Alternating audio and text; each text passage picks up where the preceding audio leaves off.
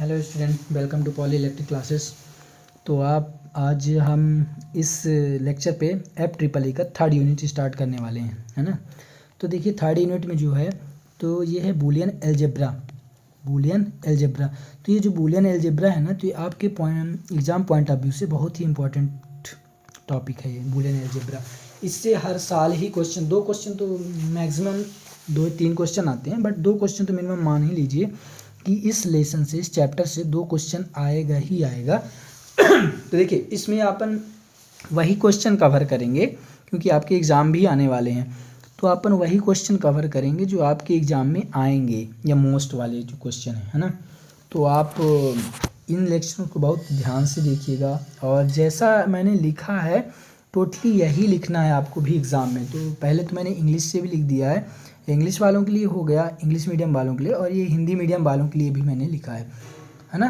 तो चलिए स्टार्ट करते हैं। तो बूलियन अलजेब्रा पहला चैप्टर है। तो देखिए बूलियन अलजेब्रा पहले होता क्या है ना।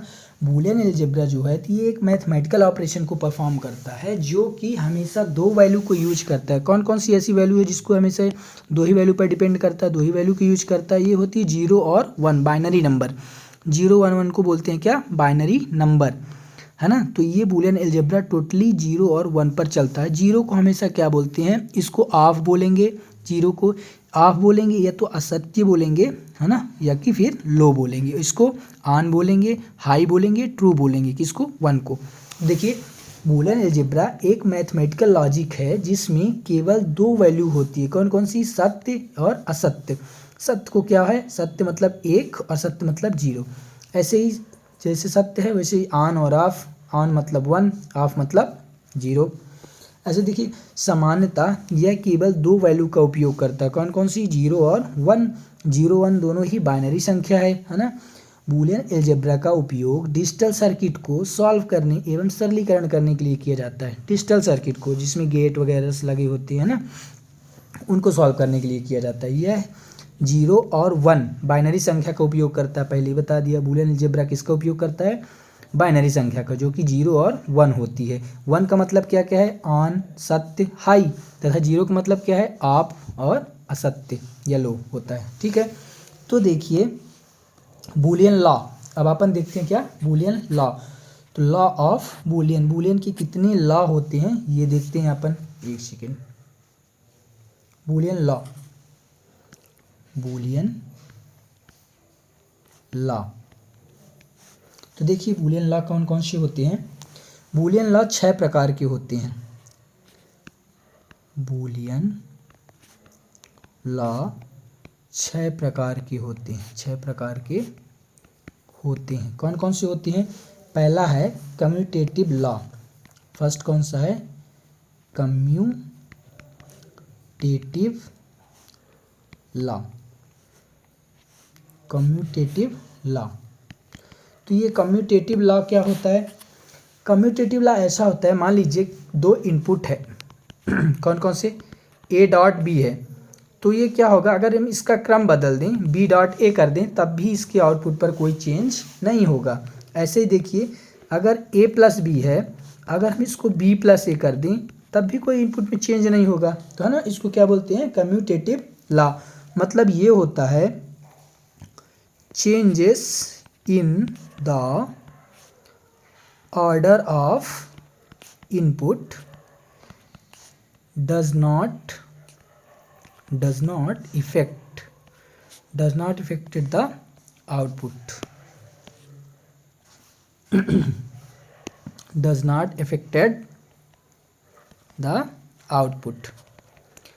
मतलब यदि हम इनपुट के क्रम में चेंज करते हैं, यदि इनपुट के क्रम में चेंज किया जाए तो आउटपुट पर कोई प्रभाव नहीं पड़ता। तो आउटपुट पर कोई प्रभाव नहीं पड़ता, है ना। इसी को अपन कम्यूटेटिव लॉ बोलते हैं। देख लीजिए ये इनपुट का अपन क्रम चेंज कर दिए ना, तो आउटपुट पर कोई प्रभाव नहीं पड़ता, दोनों इक्वल हैं। तो ये हो गया कम्यूटेटिव लॉ। दूसरा कौन सा है? दूसरा है एसोसिएटिव लॉ। क्या है? Associative law. अच्छा, हिंदी मीडियम वालों को अगर इसकी हिंदी जान नहीं बन रही ना, तो आप ऐसे भी लिख सकते हैं, एसोसिएटिव लॉ,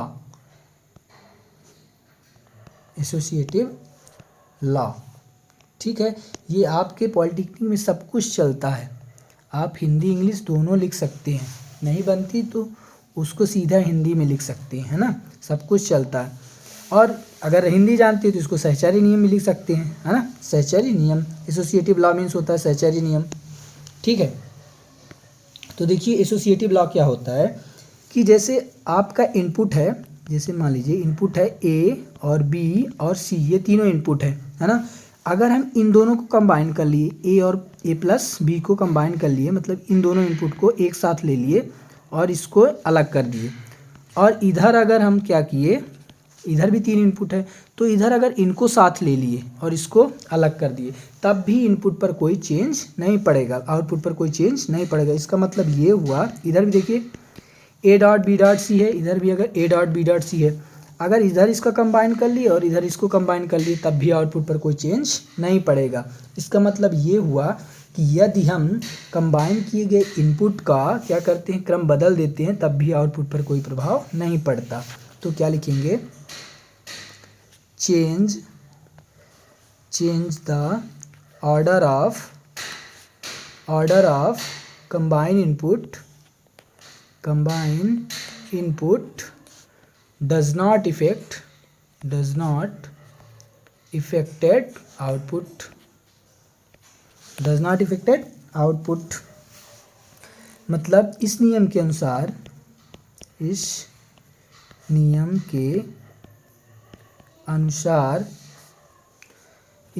अनुसार कंबाइन किए गए इनपुट का, कंबाइन किए हुए इनपुट का क्रम बदल देने पर भी आउटपुट पर कोई प्रभाव नहीं पड़ता, आउटपुट पर कोई प्रभाव नहीं पड़ता, है ना। तो ये हो गया अपना क्या, एसोसिएटिव लॉ। ऐसे ही अपन को करना है डिस्ट्रीब्यूटिव लॉ। क्या करना है, डिस्ट्रीब्यूटिव लॉ। थोड़ी बहुत आवाज़ में डिस्टॉर्शन आ रहा है क्या, वो बाहर आवाज़ के कारण आ रहा है ना, तो मैनेज करिएगा। तो क्या है डिस्ट्रीब्यूटिव लॉ। तो ये डिस्ट्रीब्यूटिव लॉ क्या होता है, देखिए डिस्ट्रीब्यूटिव लॉ ऐसा, देखिए अगर हमारा इनपुट है ए डॉट बी प्लस सी, तो अपन इसको डिस्ट्रीब्यूट कर देंगे। जैसे अपन मल्टीप्लाई करते हैं ना, कि अगर कोष्टक के अंदर कोई चीज़ें हैं तो बाहर वाली का सभी में इंटू कर देते हैं, है ना, अंदर वाले में सभी में इंटू कर देते हैं बाहर वाले का। तो देखिए ए बी हो जाएगा प्लस ए सी हो जाएगा, ये इसमें दोनों में डिस्ट्रीब्यूट हो गया। तो ये है डिस्ट्रीब्यूटिव लॉ, ये सिंपल सा है, इसमें कुछ नहीं है ना। और चौथा क्या है, चौथा है अपना एंड लॉ। क्या, एंड लॉ। तो देखिए एंड लॉ क्या होता है, एंड लॉ इसके 4 रूल होते हैं। कौन कौन से, देखिए जैसे ए डॉट 0 कर दिए तो क्या होगा, ए डॉट 1 कर दिए तो क्या होगा, तीसरा ए डॉट ए कर दिए तो क्या होगा, चौथा ए डॉट ए का कॉम्प्लीमेंट कर दिए तो क्या होगा। तो देखिए ये क्या होता है, अगर किसी ने पहले से ही गेट पढ़ रखा है, उसको पता है गेट, है ना, और नहीं पढ़ रखा तो देखिए क्या होता है कि जैसे अपन सिंपली किसी भी चीज़ के साथ अगर 0 को मल्टीप्लाई करते तो क्या आता है, 0 आता है ना। तो इसमें यही होता है, इसके साथ 0 को मल्टीप्लाई कर दिए 0 आ गया। अब 1 का, किसी भी चीज़ के साथ 1 का मल्टीप्लाई करते हैं तो जिस चीज़ के साथ करते हैं वही चीज़ आ जाती है। ठीक है, अब आया ए डॉट ए। तो अपन जनरली क्या करते हैं, जब जो चीज़ का मल्टीप्लाई करते हैं दो चीज़ों का, तो वो स्क्वायर हो जाता है। बट यहाँ क्या होगा कि जब ए दोनों समान चीज़ों का मल्टीप्लाई कर दें तो केवल एक ही चीज़ आ जाती है। ठीक, और इसमें क्या होगा, देखिए एक चीज़ का अगर दूसरे के कॉम्प्लीमेंट के साथ मल्टीप्लाई करते हैं, ये क्या है, कॉम्प्लीमेंट, इसको पढ़ेंगे ए का कॉम्प्लीमेंट। तो इसके साथ अगर क्या किया जाता है, मल्टीप्लाई किया जाता है, तो क्या हो जाता है, हमेशा वैल्यू इस 0 आ जाती है। कैसे, देखिए हमेशा क्या करते हैं, जैसे वेरिएबल है, ये क्या है वेरिएबल, इसकी वैल्यू ये तो 0 होगी, ये तो 1 होगी। तो क्या होगा कि जैसे ए डॉट ए कॉम्प्लीमेंट है, ठीक। तो ए की वैल्यू अगर आप 0 ले रहे हो, चलो ए की वैल्यू 0 ले रहे हो, तो ए का कॉम्प्लीमेंट क्या होगा? ए का उल्टा। ए का उल्टा मतलब 0 का कॉम्प्लीमेंट 1 और 1 का कॉम्प्लीमेंट 0। तो यहाँ देखिए ए का कॉम्प्लीमेंट मतलब 0 का कॉम्प्लीमेंट, 0 का कॉम्प्लीमेंट क्या होगा? 1। तो 1.1 0.1 मतलब 0 गुणे 1 बराबर 0, है ना, इसलिए ये 0 आया। ठीक है, इसलिए क्या आ गया है? 0। तो चलिए ये हो गया ए डॉट ए का कॉम्प्लीमेंट। तो ये 4 चीज़ें आपको एंड लॉ में याद रखनी है, तो सारे रूल्स आपको पता चल जाएंगे। ठीक है, तो एंड लॉ क्या होता है? देखिए, and law follow the and logic gate. And logic gate. If both input, and logic gate में क्या होता है? यदि दोनों इनपुट हाई हैं तभी आउटपुट हाई होगा। तो if both input are high मतलब 1, देन क्या होगा? Then output become high. High मतलब 1। मतलब क्या हुआ? हिंदी वाले देख लीजिए, यदि एंड लॉजिक के दोनों इनपुट हाई हों, हाई मतलब 1 हों, तो आउटपुट 1 होगा मतलब हाई होगा, है ना। ठीक है, अब पचमा देखिए, टाइम ज़्यादा ही हो रहा है इसका। देखिए फिर देखिए, और लॉ, ये इंपॉर्टेंट क्वेश्चन है बूलियन अलजेब्रा का, है ना, इसको ध्यान से देखिएगा और पूरा इसी तरह सेम टू सेम लिखना है, तो 6 के 6 नंबर आपको एग्ज़ाम में मिल जाएंगे। ठीक, और लॉ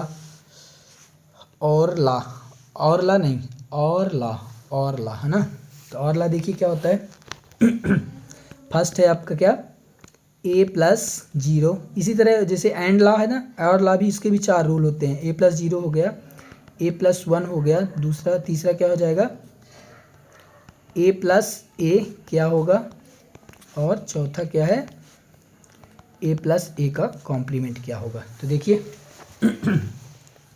जब भी किसी संख्या के साथ 0 को आप जोड़ते हैं तो हमेशा वही संख्या आ जाएगी। ठीक, 1 के साथ जोड़ेंगे तो क्या आ जाएगा? देखिए यहाँ ये ध्यान रखिएगा, जब भी अपन a+1 जैसे करते हैं ना, a की वैल्यू या तो 0 होगी या तो 1 होगी। तो देखिए अभी 0 बस ले लें, 1 को हटाइए, पहले 0 लेते, तो 0+1 क्या आ जाएगा? 0+1 क्या आ जाएगा? 1। अब देखिए 1+1, तो यहाँ डिजिटल में जब अपन ये बूलियन अलजेब्रा पढ़ते हैं तो 1+1 1 ही होता है। तो कितना आ गया? 1, हमेशा 1 आएगा। तो a+1 हमेशा क्या आएगा? 1। अब a+a हमेशा कितना आएगा? 2a नहीं करेंगे यहाँ, हमेशा a+a हमेशा a ही होता है ना। और a+a का कॉम्प्लीमेंट क्या होगा? a+a का कॉम्प्लीमेंट हमेशा 1 होता है। कैसे? देखिए, a को अपन ये तो 0 ले सकते हैं, तो n, है ना, और a का कॉम्प्लीमेंट है, तो अगर ये a 0 लिए तो a का कॉम्प्लीमेंट 1 हो जाएगा। एक वो 0 का उल्टा, a का उल्टा a कॉम्प्लीमेंट, 0 का उल्टा 1, 1 का उल्टा 0। ठीक है, तो ये चीज़ें हुई। अब ये चीज़ें हुई तो फिर देखिए क्या करना है अपन को कि a+a का कॉम्प्लीमेंट क्या हो जाएगा यहाँ, अगर हम 0+1 लेते हैं तो 1 हो जाएगा, और 1+0 लेते हैं तो क्या आ जाएगा? 1 ही। तो हमेशा ये आ जाएगा, a+a कॉम्प्लीमेंट हमेशा क्या आएगा? 1 आ जाएगा। ठीक है, तो इसको अपन डिफाइन कैसे करेंगे? देखिए इसको इरेज कर देते हैं, इसके बाद अपन इसको डिफाइन कैसे करेंगे, आज का लेक्चर ज़्यादा लंबा हो जाएगा। हाँ, तो इसको डिफाइन कैसे करेंगे? देखिए, और लॉ ऑलवेज फॉलो द और लॉजिक गेट। और लॉजिक गेट में क्या होता है? इफ़ बोथ इनपुट, या कि आप इसमें ये भी लिख सकते हैं कि ये लिख सकते हैं क्या? If single input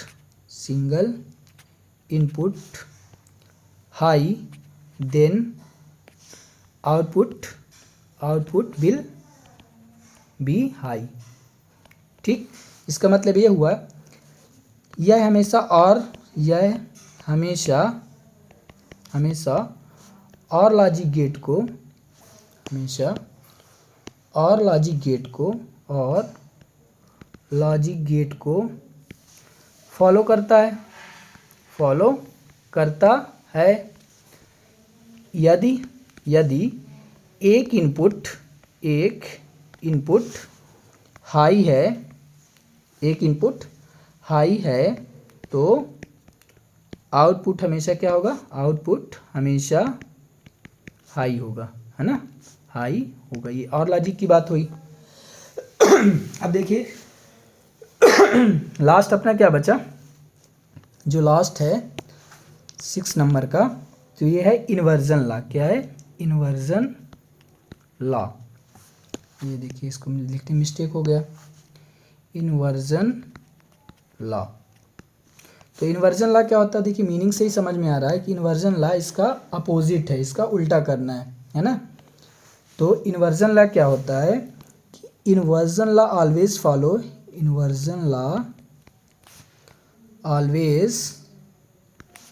follow not gate. अच्छा, नॉट गेट क्या होता है, नॉट गेट क्या होता है, जो भी अपन इनपुट देते हैं वो हमेशा उसका अपोजिट हो जाता है ना। If double complement of any variable, देखिए यदि किसी वेरिएबल का अपन डबल कॉम्प्लीमेंट करते हैं तो वेरिएबल स्वयं आ जाता है, इसी को बोलते हैं इन्वर्जन लॉ। तो if double complement of any variable then variable self become output, variable self become output, है ना। मतलब यदि किसी वेरिएबल का वेरिएबल मतलब क्या होता है, इनपुट, है ना, यहाँ इनपुट है वेरिएबल। तो यदि किसी वेरिएबल का डबल कॉम्प्लीमेंट करते हैं, डबल कॉम्प्लीमेंट, अच्छा डबल कॉम्प्लीमेंट क्या होता है, मतलब जैसे ए वेरिएबल है तो इसका डबल बार कर देंगे तो इसको डबल कॉम्प्लीमेंट कहलाएगा। अगर किसी वेरिएबल का डबल कॉम्प्लीमेंट करते हैं तो आउटपुट में वेरिएबल स्वयं आ जाता है ना, स्वयं आ जाता है। ठीक है, तो ये हुआ अपना इन्वर्जन लॉ। मतलब ये कोई वेरिएबल है, इसका डबल कॉम्प्लीमेंट कर दो तो वेरिएबल स्वयं आ जाएगा। तो ये जो अपना बूलियन लॉ है ये कंप्लीट हो गया, और ये एज इट इज़ इसी तरह पूरा 6 नंबर का आएगा, आपको इसी तरह लिखना है पूरा, है ना। और इंग्लिश वालों के लिए इंग्लिश है, इसमें हिंदी वालों के लिए हिंदी से। तो ठीक है, आप इसको कंप्लीट करिए, इसके बाद जैसा भी होगा तो आप कमेंट में हमें बता सकते हैं। ठीक है, ओके, थैंक यू।